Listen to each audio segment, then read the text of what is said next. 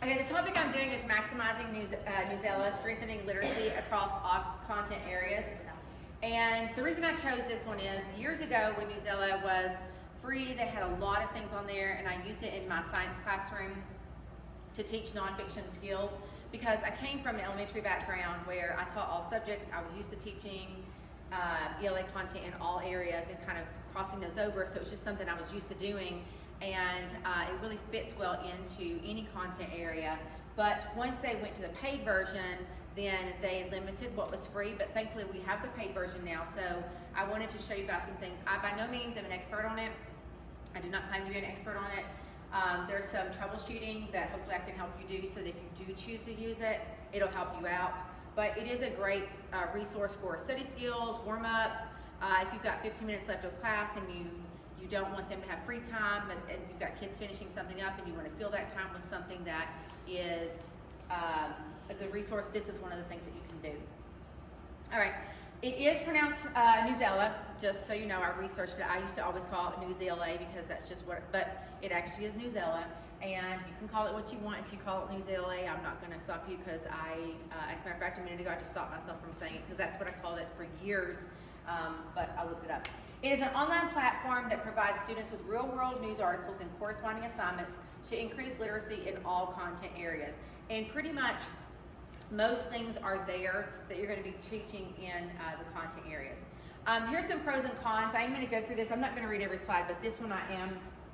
Pros: the articles are short and typically high interest. The articles allow the students to choose a level that fits them. Unless you block it, you can block it, and I'll show you how if you want them to read on a certain level. So that allows for immediate differentiation. Teachers, like I said, can lock the level. Students can use the read aloud option unless you turn it off.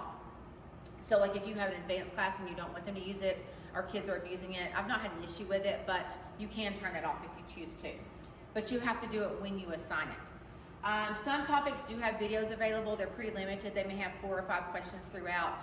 It's not the greatest way to use it, but it is there. You can assign questions to check for understanding along the way. You cannot control those questions though, and that is one of the cons that's on this side, is that you can't change the questions.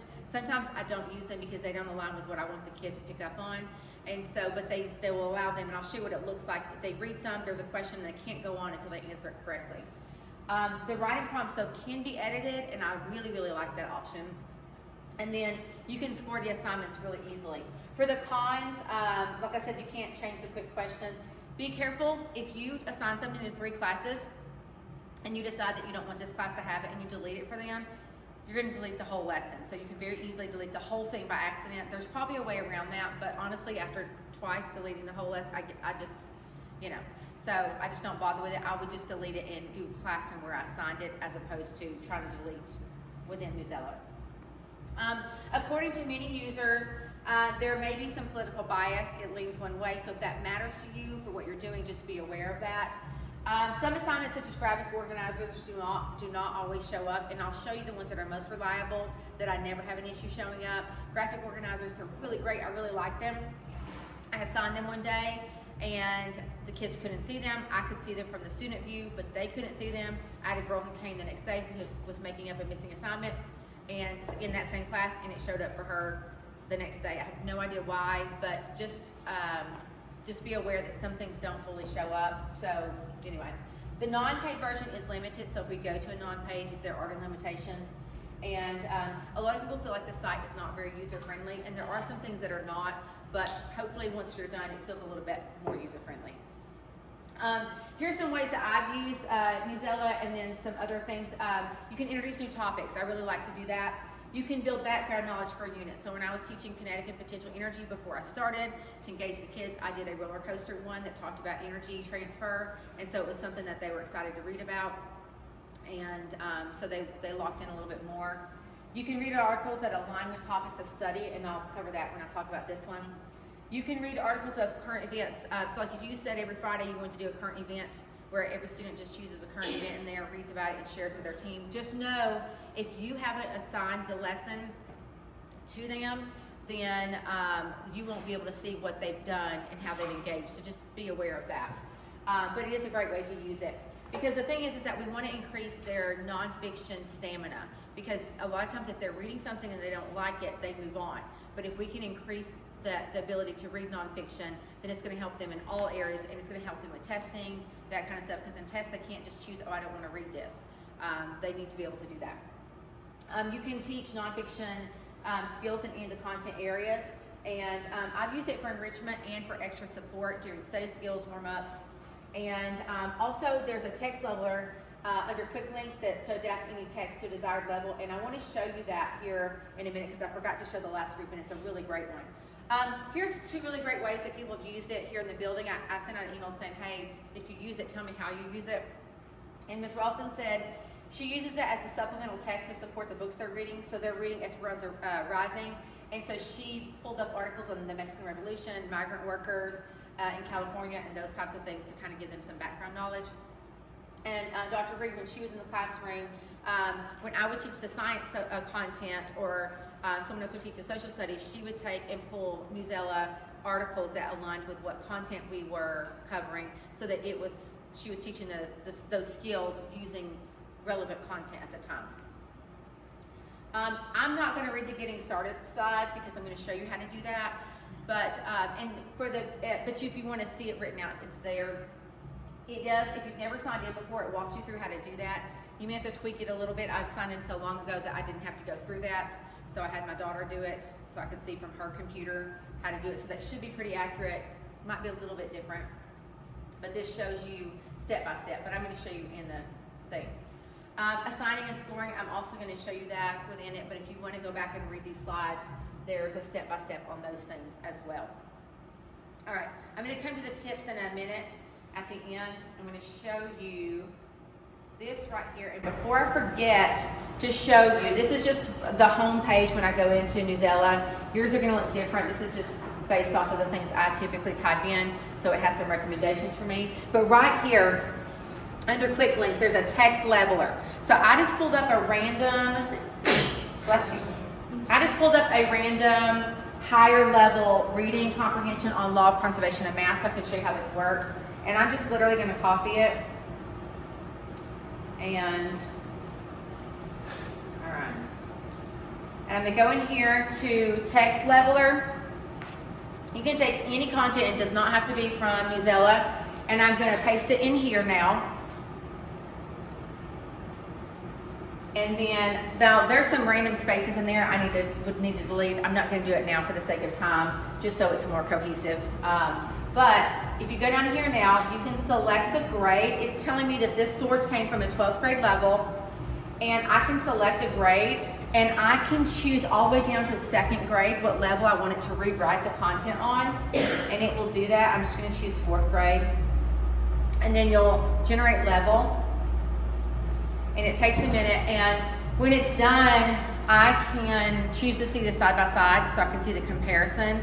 But I can also then print as a PDF. So if you've got something that's way above, I know like my content does not exist on a lower level. It's chemistry and it's physics and it's that kind of stuff, and it doesn't exist. I can't find law of conservation of matter written for someone to read at a 2nd grade level because they don't study at that level. But now with this, it has simplified it into that different level, and I can print that, and I can view the source text side by side. It did put it at 5th grade, so either I accidentally clicked 5th grade or that's as low as it could go. But it's a great resource to use, and then you can print if you need something to be leveled down. And it's not linked into Newsela, it's just a different, like it doesn't pull up assignments in Newsela. But that is a great resource there. Okay, if you're wanting to, I'm going to go back to the home page.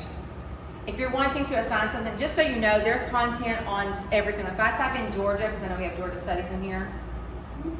If you type in Georgia, there are tons of articles on different harvests in Georgia, founding Georgia, the land of dead. There's tons and tons and tons of articles on Georgia. Math, there's so many articles. Any sports, music, art, there's so many articles. There are not social-emotional. I did look for that just because I was curious, because that's what I was looking up for my daughter last night. Those don't exist, but any content you can find. I'm going to do this one because I think it's a pretty cool one that I found. It's free throws in math. So this is a neat one.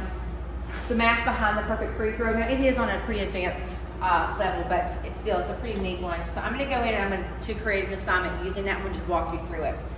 You find your article, you click on it, and then I've kind of made it kind of big here. There is an AI option to assign stuff right here. It's not my preference because you're not able to control as much of it. I do all of the assigning over here because this is what is I'm able to control more. So when you come to this side, the first thing I do, I don't typically change the title over here. Okay, but I do add my instructions, and I've already copied them, and so I'm because I pasted it a minute ago. Let me get off the sticky note here. Hang on. I am very careful to make sure I do a step-by-step of what I want the students to do because it makes it easier. And so, like for example, this says, read the text on the level that best fits you. I say that every time to remind them they can change it. Answer the questions as you go. Complete 2 annotations that tell something new you have learned. You don't have to tell them what to use their annotations for, but they like it sometimes because it's not so open-ended. Or I might say, create 3 annotations, 2, whatever. So if you give them a number, if you don't want them to do annotations, you don't have to, but you can't turn annotations off, so they're still able to do it if they choose to, which is, it's fine, it's not a big deal. Complete the quiz, complete the writing prompt. You don't have to have all those activities. Any activity you do and don't want to do, it's visible over here. If you click view, you can see what it's going to look like. So the annotation just says highlight part of it. So in my instructions, I tell them how I want them to use it if I want to. There's a student poll. I haven't used that one, but it's supposed to kind of give them kind of check before they start reading of what they know.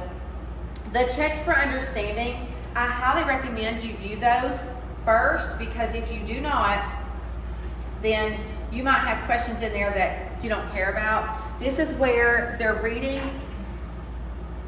As they read the text, it will block them out and I'll show you what it looks like on their screen in a minute. It'll block them out until they answer that correctly.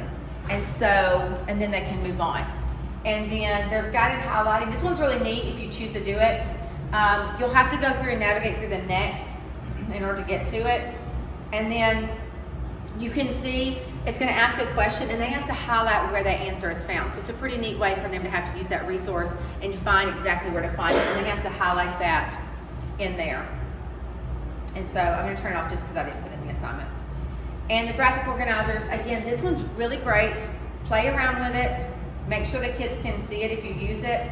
But like, for example, there's a bunch of ones, but if it won't show up, you can always print the PDF. There's a button down here, so if you like one and you want to use it, you can always do it on paper if it's not showing up. But like this one is an anticipation guide, so before they read this, the best free throw shot is achieved by aiming at the back of the hoop rather than the front. Before they read it, they're going to check yes or no. And why? After they read it, they're going to check yes or no and give their reason why. So it's a great little graphic organizer on there, and you can scroll and do the PDF of that if you want to. The writing prompt, you can edit that however you want. Just be aware that once you edit it, it doesn't go back to the original one that was there. I edited this one when I was playing around with it, and the original's not there. It's not that it matters. It wasn't a great one, but you can't go back to that original one. A lot of times there'll be an AI writing prompt, and if it shows up for the student, you might want to tell them which one you want them to do, because otherwise it's going to show them yours and the AI one. And so if I want them to do mine, I say to them, hey, make sure you do that one. And then you can view the questions and what standards it covers right here for the quiz. But I like that it also links the standards in there. And so then when you're done, you hit assign. And then, oh wait, let me go back to something real quick. Before you go any further, my suggestion is to go up here and click on view as student. And this is where you can see what they can do. That's where you'll see where there's my instructions for my assignment. When I have my class with my non-English speakers, I put those instructions in English and Spanish right there, so they can see clearly what my expectations are. And they can also, right here, this is where they can choose their level of what they want. Most of the time I tell them to start the max and then go down if they need to. If I feel like it's a class that might struggle with it, I might say, hey, start at this level and then go up or down. And so as they scroll, you can now see there's a reading comprehension. Everything beyond that question is blurred out until they answer that question. And then they can move on to that. So, and then when you're done with it, you click assign. When you go into the assign, this allows you to have some controls. If you don't want them to change the level, you can turn this off. And you can choose what level they have to read it on. So if you've got kids who you want to push them to read at a certain level or a class. And then you can also check high level from students if you don't want them to know what level they're reading on for some reason. You can do this as a whole class assignment, so you have to check one of these. And or you can even do small groups. If I click small group, I can click this drop down and it'll list the students' names. I don't want to pull their names up right now. And you can click individual students. But be aware, I am simply creating I'm creating an assignment in Newsela. I'm going to then take my link, I'm going to go into Classroom, and I'm going to assign it in Classroom. So in Classroom, if I assign it to Billy, Bob, and Joe in here, then when I go in Classroom, I'm going to make sure it's only assigned to those 3. Otherwise, everyone can see it. But in here, it's only going to have those students assigned if that's how I want it. I'm going to do whole class. I'm just going to click one. And then you can also down here, you can schedule it. But you can check off if I don't want them to listen. This is my honors class. I don't want them to listen to the article. I can uncheck that. They don't need to translate it. I can uncheck that if I want to. I will say the translation tool that kids use through Google is better than this translation tool. So it's just been the more successful. And then you can create the assignment. And then once you do, it creates a link right here that you can copy and then post in Classroom. I prefer to do that so that I can kind of control how it's showing up. The AI version lets you link straight into Classroom, but again, there's still not a lot of control on that. Also, on the View as Student, I'm going to show you this real quick. These tabs right here, this is the Translate one. This is a paragraph tab. Know though that if they click that, like if I said in the writing prompt, look at the paragraph that's marked with number 5 and answer this question, just know that they're going to have to turn that on and it does this for them. But it also counts every space and picture as a paragraph, so it's not an accurate paragraph count, so just be aware of that if that matters to you. But it does help direct them to a certain section.